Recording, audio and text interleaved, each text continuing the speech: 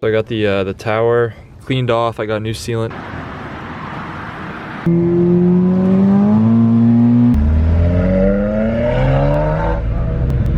Had a buddy come help me for a little while. We got everything off on this side. Got the chain off, and we got the timing belt off on this side.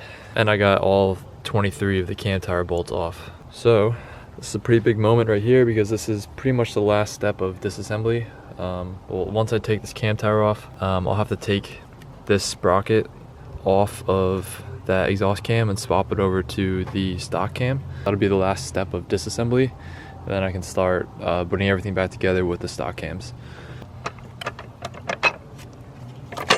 There we go. And you kind of have to like slide it out from over there like that.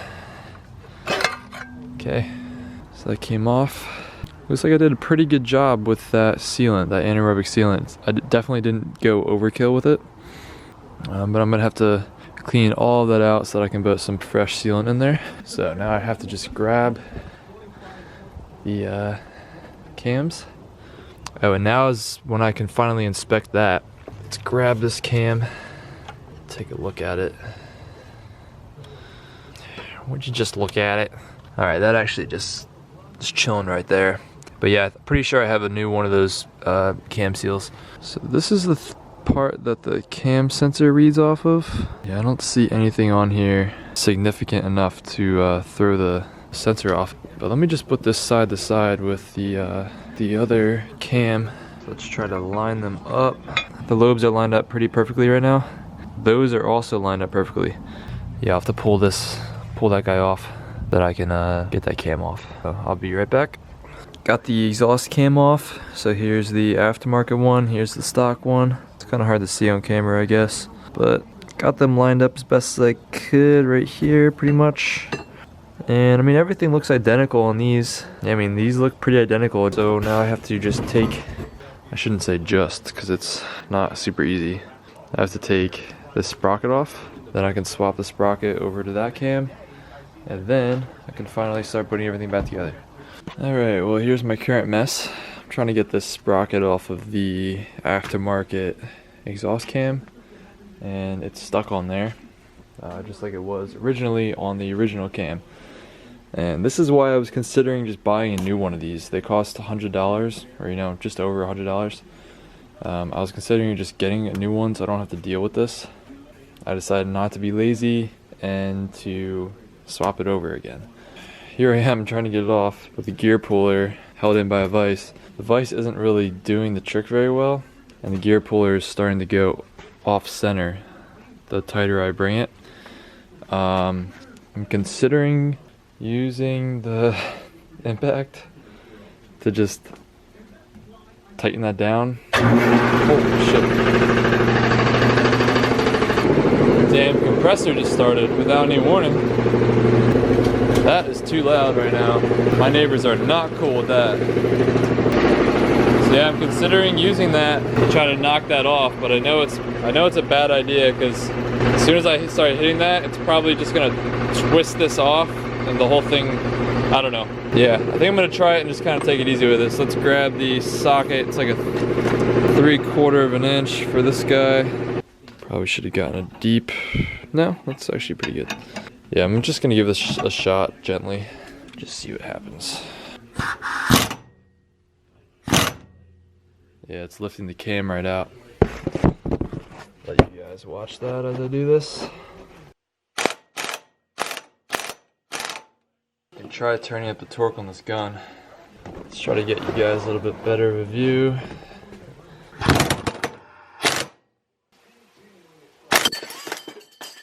Holy shit. Whew, that was scary. Came off. Scared the f out of me in the process. Got some deep marks from the gear puller in there, but I'm thinking it's okay, hopefully. So let's pull this guy off, put this guy on the other cam. So I got all those cam lobes sanded down. So I know the green Scotch-Brite is extremely abrasive on these moving, rotating parts that are contacting, you know, it's metal on metal. I definitely want to spray this off before I install these. So I'm gonna go spray these off with some brake cleaner and then some compressed air just to make sure there's no more residual green Scotch-Brite. Then I can put on my new cam seal. I did find that I had a new one. That is this same as this big one. It goes on the end of the exhaust cam over here. That's right where the big sprocket was that I just took off. Okay, I got this cam cleaned off and I got that little key thing in there. Here's a brand new bolt as well. The bolt should walk that in pretty well. Okay, so I got both sides pretty clean. And the first time I put the sprocket on, I forgot to put that new seal on. So I just got that on and pretty much ready to go with putting the cams in. So I'm going to put some new assembly lube on all of these bearings. These are not really like moving bearings, but you know, just those metal, just those little grooves where the cam sits in. So yeah, I'm gonna put some assembly lube in all those. Actually, no, I'm just gonna put assembly lube right on the cam, all over, like on the lobes and in between the lobes where it sits in those like roller spots. I'm actually have the assembly lube right here, sitting in some hot water so it warms up so it'll actually apply nicely. Same thing with the Durco, the gray sealant. I see a couple little spots where I can actually clean this up a little bit better, so I'm gonna go ahead and do that. Then I'm gonna slather this up in assembly lube and get it back on there. Alright, so here's what I got going on. I temporarily threw the lower timing cover back on along with the fluid damper, or the the harmonic balancer, or the crank damper, whatever you want to call it. So I got that timing mark lined up there, so the bottom end is now at top dead center. I have the exhaust cam at top dead center, as you can see the little timing mark right on there. Got my 2 to 3 millimeter bead on all of those grooves. Looks like I did a pretty good job. Looks like right here I didn't do best. I should probably just go grab the tube instead of fixing this with my finger. I'm ready to get that on, and I got my ARP bolts right here. Got some new ARP bolts. They come with washers, and you're supposed to have assembly lube on here, the ARP stuff, but I don't have any of that. What I can do is just stick some like regular assembly lube that I have. That's what I'll probably do, just stick some assembly lube on them and yeah, get this started. Okay, so I'm running into a problem here. These bolts are tiny. They have a 8 millimeter 12-point head on them, and the only way I can tighten these down is with a hand wrench, like a little box wrench, because the smallest socket that I have here is a 9 and it doesn't work at all. Can't find anything else to work. An 8 millimeter would probably be like 5/16, somewhere around there. And I do not have anything that small in here. This is my dad's drawer I'm going through. And of course it's a 12-point, so it's really tough to find a socket that small. So I'm trying to find the spec for these. Oh wait, I forgot that these are not using the OEM spec. These are using something entirely different. They're using 130 inch-pounds. So there's no way I'm gonna be able to do this. Shit. Because these are not OEM bolts. These are the ARP bolts. They have their own spec. It's not like that stretch spec. Alright, so basically I'm gonna have to call it a night right here, since I don't have the tools to do the job. So this is extremely frustrating, but I'm gonna have to just wait till I can get over to Lowe's to pick up a 8 millimeter deep, or just the 8 millimeter socket. Probably gonna have to close my windows, so I'll have to hook up my battery real quick. Hopefully I can even do that, because I might need to put the key in the ignition to do that, and then the fuel pump is gonna prime, which is not gonna be good. Because then fuel is gonna go everywhere right here, because the fuel pump's not connected. Well, my Windows up function using the lock button on my key isn't working because my battery's been disconnected for a while. So my automatic windows have to be reset. So I have to put the key in the ignition. But doing that would prime the fuel pump, which would spray fuel all over the engine bay. So I had to unplug my PM4. Now hopefully Fuel pump can't prime. A lot of effort to get that, but we got it. Then I'll just unplug this battery again and try to go to sleep.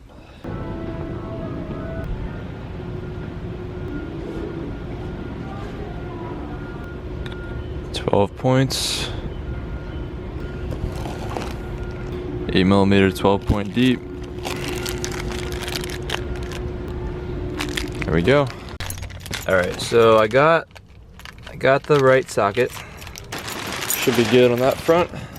Now I'm just gonna make sure that none of the sealant dropped off of this and that the sealant is still okay, because I'll probably have to take that sealant off and put more like fresh sealant on. There we go. Perfect. So yeah, I don't know if this sealant is good. I left it for about 5 hours, so I don't know if it needs to be reapplied or what, but I'm just gonna kind of like poke at it and see how it is. Doesn't look like any of it like drooped down anywhere, so that's good. I think it's hard. Pretty sure it hardened. Yeah, it hardened. Well, that sucks. So I gotta take this back off, clean it off, and apply a new 2 to 3mm bead on that whole thing. That's what I'm gonna do, and I'll see you guys when I have all the bolts back in place. So I got the tower cleaned off. I got new sealant on there. Got a nice 2 to 3mm bead, like I should. I'm trying to make sure this cam seal doesn't fall in there. The other cam seal is nicely in place over on that side, I believe. Pretty sure. Yes, I got all the bolts kind of in place with their washers. I'm just kind of like hand threading them down, and then I can start walking this cam tower down, because there's a lot of all that spring pressure and all the valve springs just pushing up on the cams, so kind of have to force it down slowly and carefully. Working on that right now. So yeah, I'm just gonna walk this down, and I'll give it its final torque. Then I can get the timing belt on and finally get everything back together. So hopefully I'll be done with everything in about 2.5 hours. All right, I got all 23 of those torqued down to the 130 inch-pound spec. I got this at top dead center, so now I can check with a flat edge to just make sure that the cylinder 4 cam lobes look like mirrors of each other. And I would definitely say that that is the case. Yeah, it'd be pretty obvious if they were off by a tooth. And then the second check is to just see if the little notches are pointing straight down. That's definitely the case for that one. And it's, you know what, the exhaust cam looks a little funny. Almost looks like advanced too far almost. I don't know if I'd say it's off by a whole tooth, but actually, you know, it might be. It's kind of weird.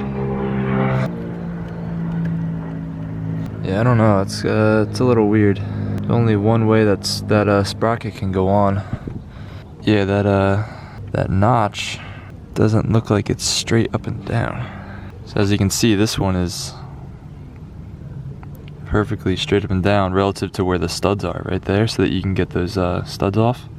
But on this one over here, it's pointing off to the side. Alright, I found the issue. This piece was all bent out of shape and it was all the way like jammed down. So I finally pulled it up. I know it's in the right spot now. Yeah, the exhaust cam was too far advanced before, so I just rotated it back up to where it should be now. Now the notches line up very nicely, but this cam is now retarded by a tooth. So I'm gonna pull the adjuster off and get that adjusted over one tooth to where it should be.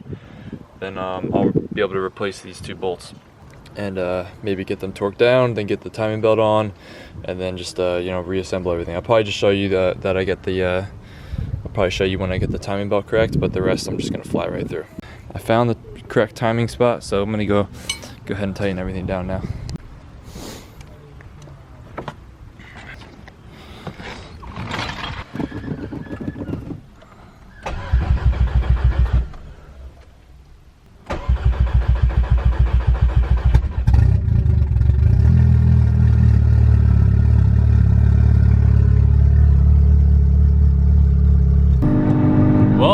I'm on my way to Billy's.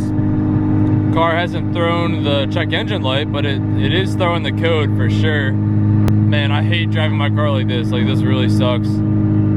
Car feels like absolute dog shit still. Like, constant pedal position is like bouncing. Feels like I'm like feathering the throttle. It's loud as shit. It's slow as hell. And it's pinned at -12 on the knock over there. Hopefully I make it there in one piece and my car doesn't catch on fire or like jump timing or something like that. Hopefully everything goes all right. But if I can just make it to the shop, man, I'll feel great because it's gonna be weight off of my shoulders. Unfortunately, it'll be Billy's problem, and he's probably gonna hate this car. Well, I just stopped at a Wawa to flash a new file. Frank sent me another one, so we'll see if this one fixes anything. Not super optimistic though.